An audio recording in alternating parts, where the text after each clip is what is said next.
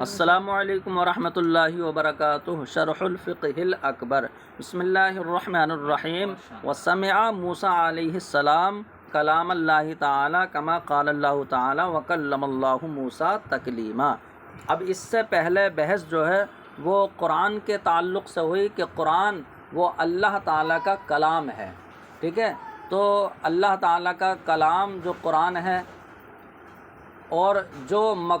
یہ کتابت اور نقوش کی شکل میں ہے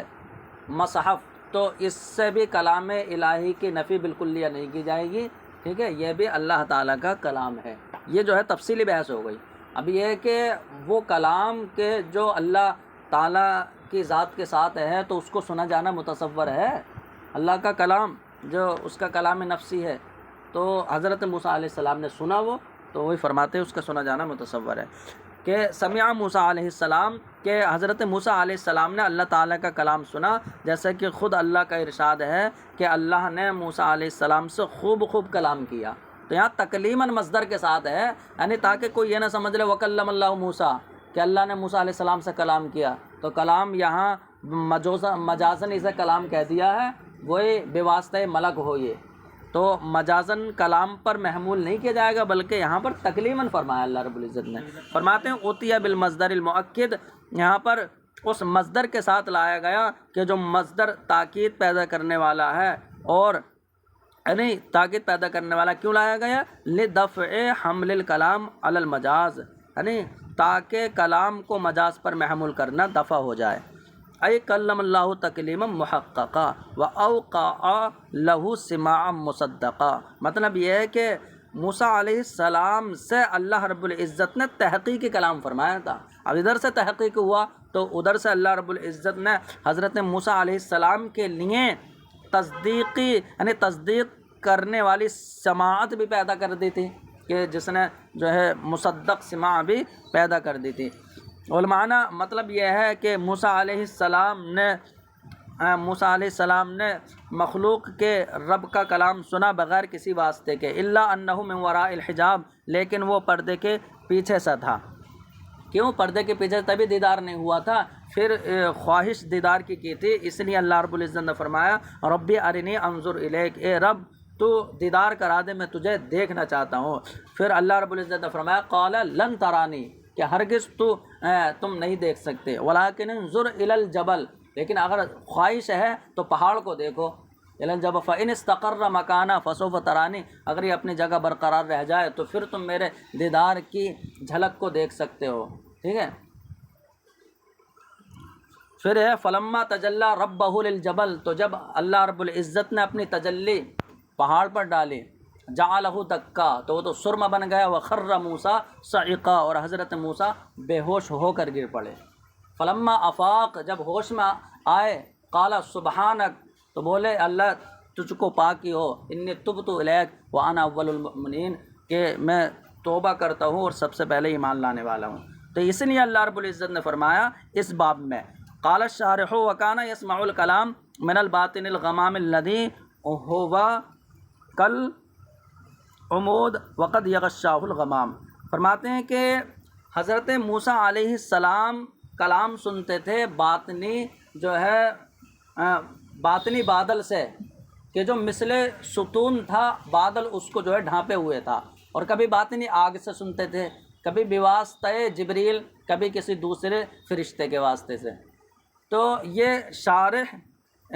عقیدہ طحاویہ نے فرمایا، لیکن یہاں پر جو پہلے دو ہوں گے کہ باطنی بادل سے سننا یا باطنی آگ سے سننا، یہ حضرت موسیٰ علیہ السلام کے لیے مختلف اوقات میں ہوا، ٹھیک ہے۔ اور سب سے پہلے کلام حالانکہ حضرت موسیٰ علیہ السلام سے جو کیا گیا تو وہ ایک وادی کے کنارے سے کیا گیا تھا، کہ جو درخت سے آواز آ رہی تھی۔ تو یہ مختلف اوقات کا جو ہے حالات کا بیان ہے۔ وکانا یسمع الکلام، اور شارح عقیدہ طحاویہ نے فرمایا کہ حضرت موسیٰ علیہ السلام کلام سنتے تھے باطنی بادل سے، کہ جو مثل ستون تھا اور اس کو بادل ڈھانپے ہوئے تھا۔ وربما کان یسمع کلامہ تعالی من الباطن النار، اور بس اوقات اللہ کا کلام وہ باطنی آگ سے سنتے تھے، او بارسال جبریل، یا حضرت جبریل کے واسطے سے سنتے تھے، یا کسی دوسرے فرشتے کے واسطے سے۔ تو یہاں شارح عقیدہ طحاویہ کی بات ختم ہوئی۔ فرماتے ہیں وفی الاخرین نظر، آخر والی دو صورتوں میں جو ہے نظر ہے، اس لیے کہ وہ تو حضرت موسیٰ علیہ السلام کے علاوہ دیگر نبی بھی ایسے جو ہے کلام سنتے تھے۔ فرماتے ہیں کہ اذ لا يحصل بہما خصوصیت اللہ ولا مزیت علی غیرہ، کہ اس لیے کہ بواسطہ جبریل یا کسی دوسرے ملک کے واسطے سے، یعنی ان دونوں سے حضرت موسیٰ علیہ السلام کے لیے خصوصیت حاصل نہیں ہوگی، نہ کسی دوسرے نبی پر فضیلت حاصل ہوگی۔ واما ما قبلہ، رہا جو پہلے کی صورتیں ہیں، تو ممکن ہے کہ حضرت موسیٰ علیہ السلام کے لیے کلام یعنی متعدد وقت اور مختلف حالتوں میں ہوا ہو، ورنہ تو وہ کلام کہ جو حضرت موسیٰ علیہ السلام کے لیے وقع اولاً سب سے پہلے واقع ہوا، تو جیسے وہ تھا کیا، کما اخبرہ، وہ ایسا تھا جیسے حضرت اللہ رب العزت نے خبر دی کہ بِأَنَّهُ نُودِيَ مِنَ الشَّجَرَةِ الْمُبَارَكَةِ، کہ آواز تو حضرت موسیٰ علیہ السلام کو مبارک درخت سے دی گئی تھی کہ جس کو انہوں نے آگ سمجھا تھا۔ وَإِنَّمَا كَانَتْ مَعْدَنَ انوار و منبع اسرار و نتیجۃ اسمار و اسمار فی اشجار، اور یعنی اس کو آگ سمجھا تھا، حالانکہ وہ کیا تھا، وہ آگ نہیں تھی، وہ تو اللہ رب العزت کے انوار و تجلیات کا منبع و مرکز تھا، اور اللہ رب العزت کے رموز و اسرار کا نتیجہ تھا، فی اشجار، جو سب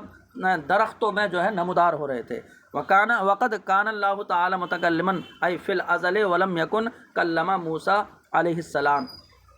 اب جب یہاں یہ بحث ہو گئی کہ اللہ کا کلام سنا جانا وہ ممکن ہے کہ حضرت موسیٰ نے سنا، اب یہ بات ہے کہ حضرت موسیٰ سے اللہ نے کلام فرمایا،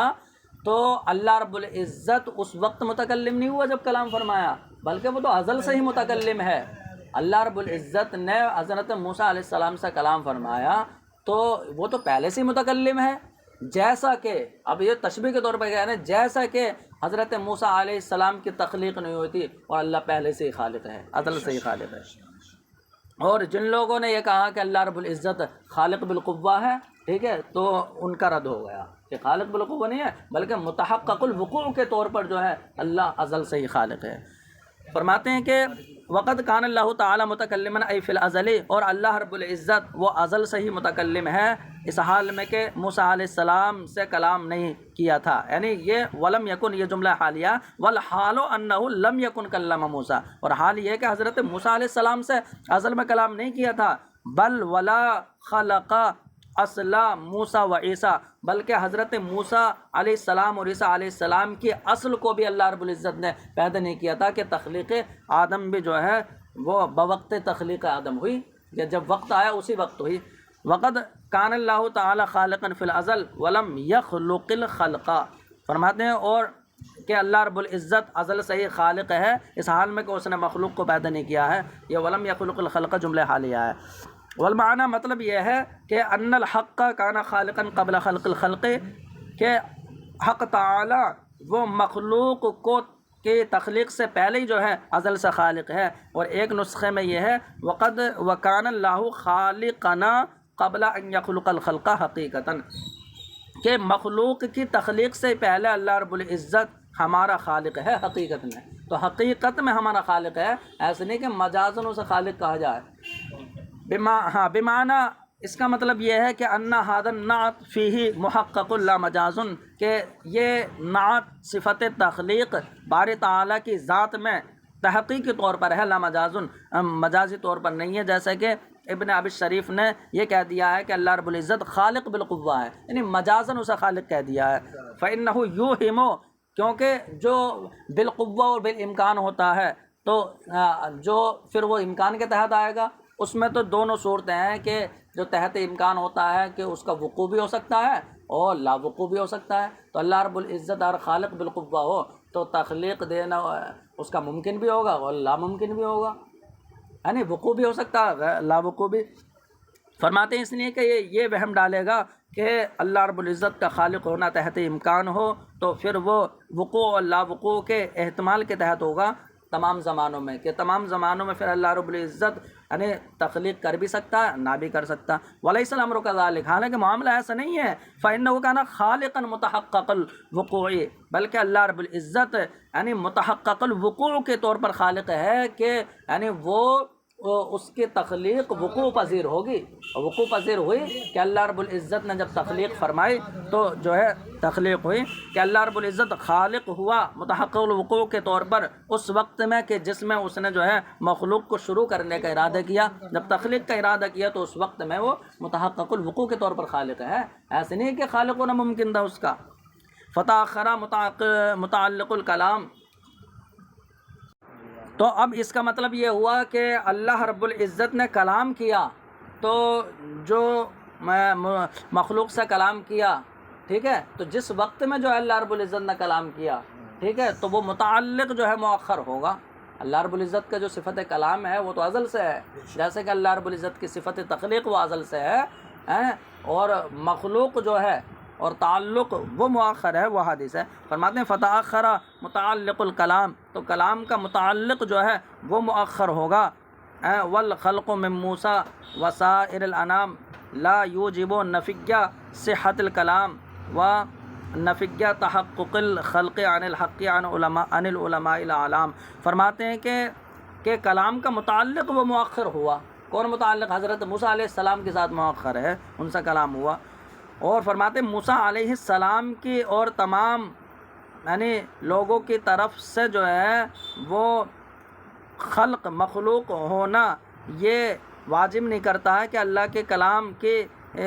کلام کے صحیح ہونے کی نفی ہو جائے، کہ اللہ رب العزت کے کلام کی نفی نہیں ہوگی حضرت موسیٰ علیہ السلام کے مخلوق ہونے سے. کیوں؟ کیونکہ جو متعلق ہے وہ حادث ہے، اور اللہ رب العزت کا جو کلام ہے وہ تو قدیم ہے، وہ ازلی ہے. وہی فرماتے ہیں کہ موسیٰ علیہ السلام اور تمام لوگوں کی طرف سے مخلوق ہونا یعنی یا ان کا خلق ہونا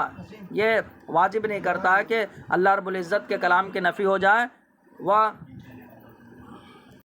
تو یعنی اس کا مطلب یہ ہے کہ حضرت موسیٰ علیہ السلام اور تمام مخلوق کا خلق اللہ رب العزت نے فرمایا، تو جب یہ حادث ہیں، یہ مخلوق ہیں، تو پھر اللہ کا کلام متعلق ہوا، اللہ کا کلام بھی حادث بن جائے اور اللہ کی صفت تخلیق بھی حادث بن جائے. ایسا نہیں ہے، بلکہ اس کی صفت ازلی ہے، تو اس کی نفی کو واجب نہیں کرتے ہیں. فرماتے ہیں حضرت موسیٰ علیہ السلام اور تمام لوگوں کی طرف سے مخلوق ہونا یہ واجب نہیں کرتا ہے کہ اللہ کے کلام کے صحت کی نفی ہو جائے، مطلب اس کے کلام کے ازلی ہونے کی نفی ہو جائے، اور حق تعالی سے صفت تخلیق کے تحقق کی نفی ہو جائے، یعنی یہ واجب نہیں کرتا تمام علماء اکرام کے نزدیک. لأن كل شيء يكون في القوة ثم يسير إلى الفعل فهو حادث. فرماتے ہیں کہ اللہ رب العزت وہ ازل سے ہی خالق ہوا اور ازل سے ہی متکلم ہوا، ٹھیک ہے، ایسے ہی خالق بالقوہ نہیں ہے وہ، جیسے کہ کچھ لوگوں نے کہہ دیا لأن كل شيء، اس لیے کہ ہر وہ چیز کہ جو بالقوہ ہوتی ہے تو جب وہ بالفعل ہو جاتی ہے تو حادث بن جاتی ہے، پھر حادث ہوتی ہے. پھر وہ اذ کل ممکن الوجود حادث، اس لیے کہ ہر ممکن الوجود جو ہے وہ حادث ہوتا ہے، کہ جس کا وجود ممکن ہو وہ حادث ہوتا ہے، جیسے کہ اس کی صراحت علماء نے کی ہے. وأيضا فرق واضح وبون لائح بین من هو قادر علی الکتابة الا انه یؤخرها الى وقت الارادة وبین الکاتب بالقوة. فرماتے ہیں اور نیز بالکل واضح فرق ہوتا ہے ایک کاتب بالقوہ کے درمیان اور کاتب بالفعل کے درمیان. تو کاتب بالفعل تو وہ ہوتا ہے کہ جو لکھ سکتا ہے، لکھنے پر قادر ہے، البتہ مؤخر کر سکتا ہے وہ جب چاہے لکھے، لیکن کاتب بالقوہ تو وہ عاجز ہے لکھنے سے فی الحال. تو دونوں میں بون بعید ہے، ٹھیک ہے. ایسے جو خالق بالقوہ ہوگا تو اس کا مطلب وہ عاجز ہوگا تخلیق سے، اور خالق بالفعل کا مطلب یہ ہے کہ وہ جب چاہے تب تخلیق کو وجود دے سکتا ہے، تب تخلیق کر سکتا ہے. فرماتے ہیں اور نیز واضح اور روشن فرق ہے اس بات میں کہ جو کتابت پر قادر ہو، اس میں، اور آگے دے رہے ہیں وبین الکاتب بالقوہ، اور کاتب بالقوہ میں.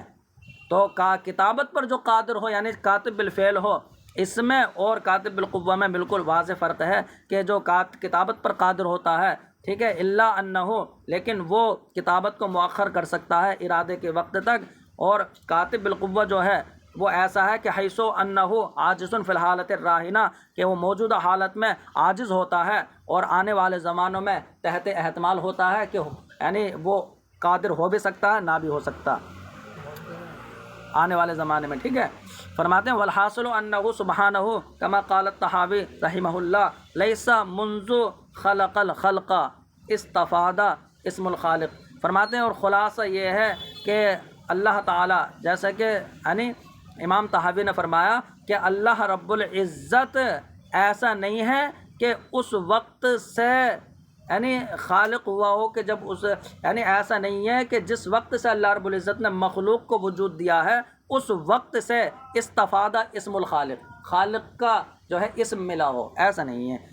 ولا باحداثہ البریۃ، اور نہ ایسا ہے کہ اللہ رب العزت کے مخلوق کو پیدا کرنے کی وجہ سے باری کا نام جو ہے حاصل ہوا ہو۔ فلہ معنی الربوبیت ولا مربوبہ ومعنی الخالقیت ولا مخلوقہ، فرماتے ہیں اور اللہ رب العزت کے لیے تو ربوبیت کا معنی ہے کہ اللہ رب العزت وہ رب الارباب ہے، ربوبیت کا معنی ہے اس حال میں کہ کوئی مربوب اور کوئی مخلوق نہیں تھی، اور خالقیت کا معنی ہے اس حال میں کہ کوئی مخلوق نہیں تھی۔ وکما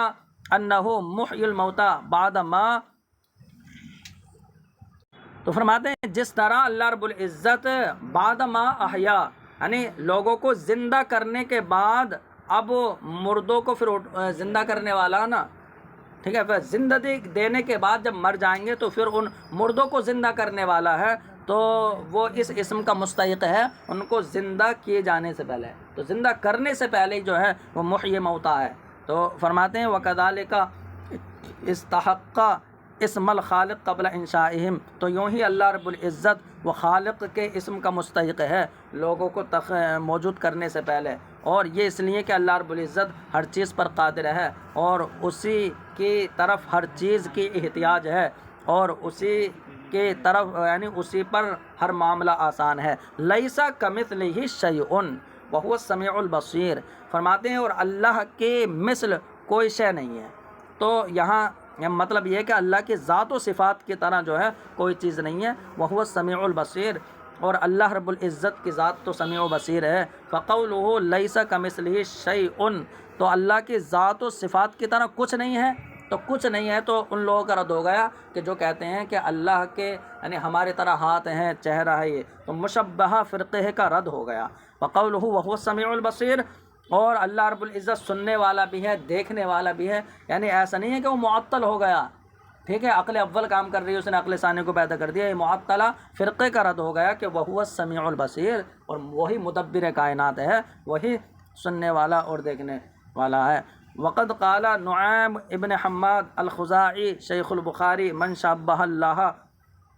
بخلقہ ای ذاتً و صفۃً فقد کفر، فرماتے ہیں اور نعیم ابن حماد خزاعی جو امام بخاری کے شیخ ہیں انہوں نے فرمایا کہ جس نے اللہ رب العزت کی مخلوق میں سے کسی کے ساتھ جو ہے وہ تشبیہ اللہ کو دے دی ذات یا صفت میں، فقد کفر، تو وہ کافر ہو گیا۔ ومن جحد، فرماتے ہیں ومن جحد ما وصف اللہ بہ نفسہ ای من صفاتہ الذاتیہ والفعلیہ فقد کفر، اور جس نے انکار کر دیا اس کا کہ جس کے ساتھ اللہ رب العزت نے اپنی ذات کو موصوف کیا، خواہ صفات ذاتیہ ہو یا فعلیہ، تو ان صفات میں سے جس کے ساتھ اللہ نے اپنی ذات کو موصوف کیا اس نے انکار کر دیا اس صفت کا، فقط کفر، تو وہ بھی کافر ہو گیا۔ امام طحاوی نے فرمایا ومن لم، ہاں امام طحاوی نے فرمایا کہ ومن لم یتوقع النفی والتشبیہ، کہ جو صفات کی نفی اور اللہ رب العزت کی ذات و صفات میں تشبیہ دینے سے نہ بچا، تو صفات کی نفی معتزلہ کرتے ہیں اور تشبیہ مشبہ فرقے دیتا، تو جو صفات کی نفی اور تشبیہ سے نہ بچا، پرہیز نہیں کیا اس نے، تو زلہ، تو وہ پھسل گیا اور وہ اس تنزیہ کو نہ پہنچا، یعنی اس نے اللہ رب العزت کی تنزیہ بیان نہیں کی۔ فرماتے ہیں ثم من جملۃ ما قالوا، پھر علماء کرام نے جو فرمایا ہے لیس کمثلہ شیء کے متعلق، اس کا خلاصہ یہ ہے کہ انہ اما ارید بہ المبالغہ، کہ یا تو اس سے مبالغہ مراد ہے کہ اللہ رب العزت کے مثل کے طرح کوئی نہیں ہے، مطلب مثل اگر فرض کیا جائے، حالانکہ